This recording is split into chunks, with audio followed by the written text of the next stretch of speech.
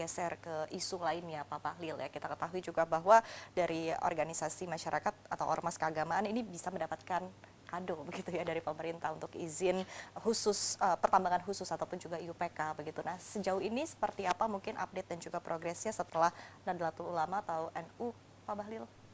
Saya koreksi dulu. Saya nggak setuju kalau dibilang pemerintah memberikan kado kepada organisasi kemasyarakatan. Kita pemerintah aja yang nggak sadar. Yang memerdekakan negara ini itu adalah organisasi-organisasi kemasyarakatan keagamaan. Baik Islam, Kristen, Buddha, Hindu. Kita aja nggak menghargai sejarah menghargai kontribusi terbaik mereka. Sebelum Indonesia merdeka, emang siapa? Serikat Indonesia, Serikat Islam, Cokro Aminoto. Mereka ini kan cikal bakalnya lahirnya tokoh-tokoh bangsa. Kemudian Sumpah Pemuda 28, itu juga bagian daripada tokoh-tokoh ulama. Ada Kristen, ada Katolik, ada Protestan, ada Buddha, ada Hindu. Ya. Kemudian pada saat merdeka, mereka juga. Agresi militer tahun 48, ketika Belanda mau hajar kita, yang memimpin jihad, mempertahankan kedaulatan negara, emang konglomerat. Emang pengusaha-pengusaha asing. Kan mereka. Terus ketika ada konflik sosial, urusan agama, konflik di Poso, konflik di Ambon, emang konglomerat perusahaan-perusahaan itu yang pergi menyelesaikan. Kan tokoh-tokoh agama, pendeta, ya, romo, pastor, ustadz-ustadz, kiai-kiai gitu loh. Boh, masa sih negara sudah begini aman, yang lain menikmati hasil kemerdekaan dengan mengelola sumber daya alam, toh organisasi kemasyarakatan keagamaan ini nggak kita memberikan ruang bagi mereka. Jadi di mana hati kita? Nah, saya atas perintah Pak Presiden Jokowi disuruh untuk membuat kajian ini. Saya kebetulan orang kampung, Pak. Saya bukan orang kaya. Memang kita kan sudah biasa sepatu miring kita kan. Aku juga, hati aku nggak terima juga gitu loh. Masa kekayaan begini dibagi atau diberikan izin hanya kepada konglo lagi. Sudah konglo itu lagi, lu lagi. Kalian tahu nggak? IUP ini sebagian besar kantornya itu di Jakarta. Jakarta ini nggak punya tambang. Ini di mana keadilan kita? Tapi siapa lagi Bapak yang sudah mengajukan izin? Oh, saya tidak boleh ngomong di sini. Semakin banyak semakin saya kasih. Saya kalau dikasih kewenangan oleh aturan untuk kasih, kita perluas. Bila perlu kampus juga kita kasih. Kenapa harus tokoh agama? Kenapa harus orang yang ribut? Saya waktu memberikan itu yang lain ribut. Saya tanyain, kalian ini mau apa sih? Dulu waktu di BKPM bilang jangan kasih ke asing terus. Jangan kasih ke Kongo terus. Begitu kasih ke tokoh agama, ribut lagi. Ini cocoknya kita kasih ke siapa? Mungkin ke makhluk yang tidak kelihatan boleh, baru tidak protes kah? Jadi, udahlah negara ini kita mau, ini bagian implementasi daripada pasal 33. Undang-Undang 45. Kekayaan laut, udara, darat, laut, dan seluruhnya itu dikuasai oleh negara dan dipakai, dipergunakan semaksimal mungkin, seadil mungkin untuk kesejahteraan rakyat. Artinya apa? Retribusi. Dan ini upaya pemerintah begitu untuk Loh iya dong, keadilan.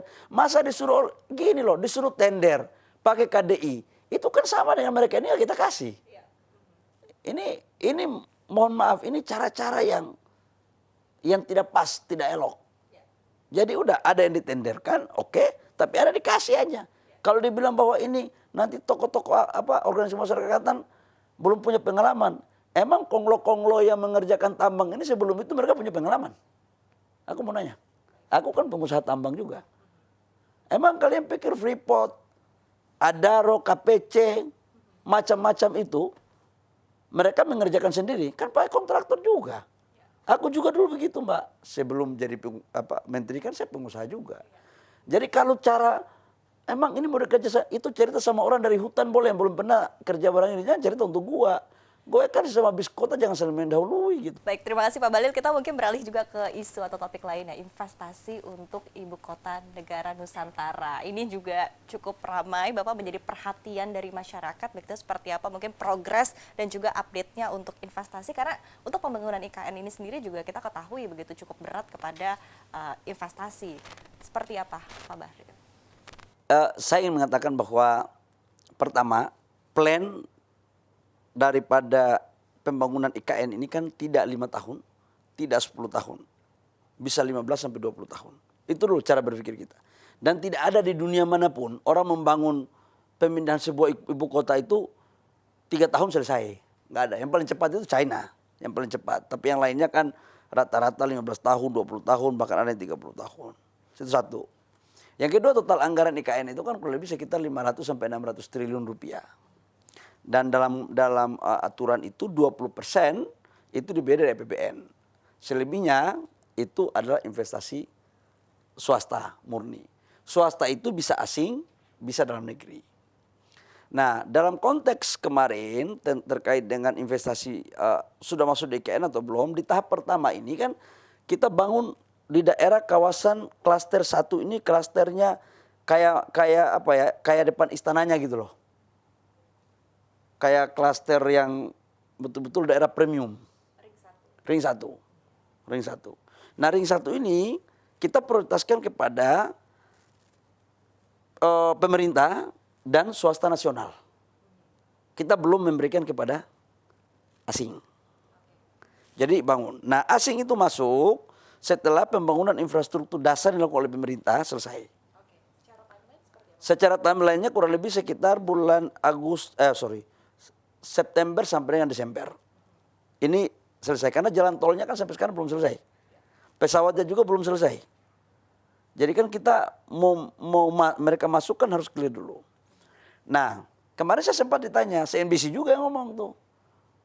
Kata Bahlil belum ada investasi asing yang masuk di IKN. Nah, gue luruskan di tempat ini. Klaster 1 itu memang belum ada. Tapi bukan berarti investasi asing itu nggak ada. Di klaster 2 mereka udah ada dan sudah menandatangani komitmen kontrak kerja daripada apa yang mereka lakukan. Nah, bukan mereka nggak masuk. Mereka masuk tapi setelah klaster pertama selesai. Makanya saya katakan bahwa ini semuanya ada tahapannya.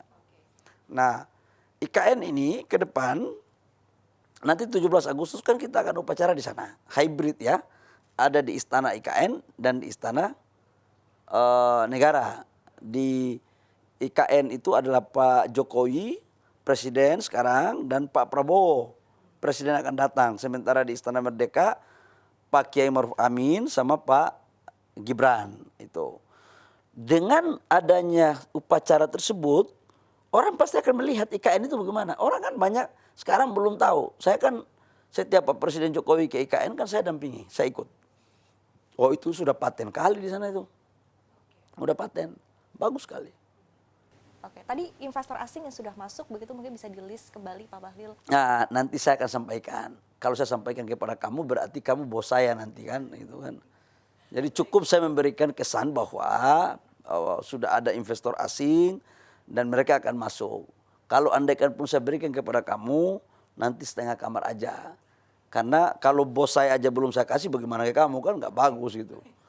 Ya. Baik, kembali lagi tadi ke hilirisasi ya Bapak, satu topik terakhir begitu ya dalam sesi diskusi kita. Sebelum pertanyaan terakhir, tadi berkaitan dengan hilirisasi di EV ataupun juga electric vehicle. Seperti apa update-nya sejauh ini agar tentu balik lagi ya, bisa industrinya betul-betul bisa terbangun di dalam negeri. Seperti apa Pak Bahlil? Ya, memang jujur ya, untuk ekosistem daripada hilirisasi baterai mobil itu tantangannya nggak main-main. Saya atas perintah Bapak Presiden yang salah satu menteri yang ditugaskan untuk mengurus ekosistem baterai mobil ini. Sekarang untuk ekosistem baterai mobil kita sudah mempunyai HPAL ya, yang pabrik baterai mobil yang terintegrasi di dunia ini belum ada. Yang mulai dari mining, smelter, HPAL, prokursor, katoda, baterai sel, mobil, recycle-nya itu belum ada.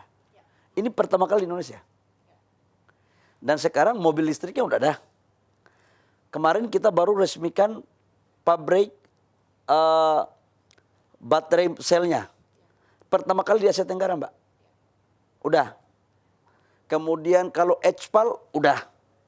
Sekarang prokursor untuk tahap pertama Januari, sudah. Kemudian katoda kita akan melakukan bulan September ini. Untuk pembangunan katodanya di Batang. Apa yang saya mau sampaikan? Dua industri baterai terbesar dunia itu sudah melakukan investasi di Indonesia. Satu adalah LG dengan konsorsium bekerja sama dengan BUMN, itu investasinya totalnya 9,8 miliar US dollar. Dan tahap pertama kan sudah diresmikan kemarin di Kerawang. Itu kita bangun tahun 2021 bulan September. Kemudian September 2021 dibangun groundbreaking, September 2023 commissioning. Selanjutnya sampai dengan kemarin dilakukan pencocokan terhadap baterai dan mobilnya. Alhamdulillah udah clear. Kemarin sudah langsung dipasang di mobilnya. Nah kemudian kalau untuk CATL itu sekarang juga sudah mulai pembangunan HPAL dan prokursor di Maluku Utara. Katodanya juga di sana, baterai selnya juga akan di Jakarta. Dan sekarang mereka sudah mulai memasuki tahap konstruksi. Jadi saya pikir overall semuanya jalan. Nah cuman memang tantangan kita ke depan itu adalah pasar mobil listrik dunia itu lagi turun. Akibat karena turun, Eropa maupun Amerika itu kan pasarnya lagi turun. Maka beberapa investor Eropa seperti BASF, kemudian VW, Eramet, itu lagi mempending investasi mereka. Karena menunggu agar betul-betul pasar mobil listrik ini udah mulai bagus. Karena kalau tidak, kalau mereka bangun, terus marketnya lesu, ya kasihan investornya. Demand-nya. Dan ini kan investasi, ini bukan investasi kacang goreng, Mbak. Investasinya biliaran US dollar. Minimum 45 miliar. Itu bisa 80 triliun.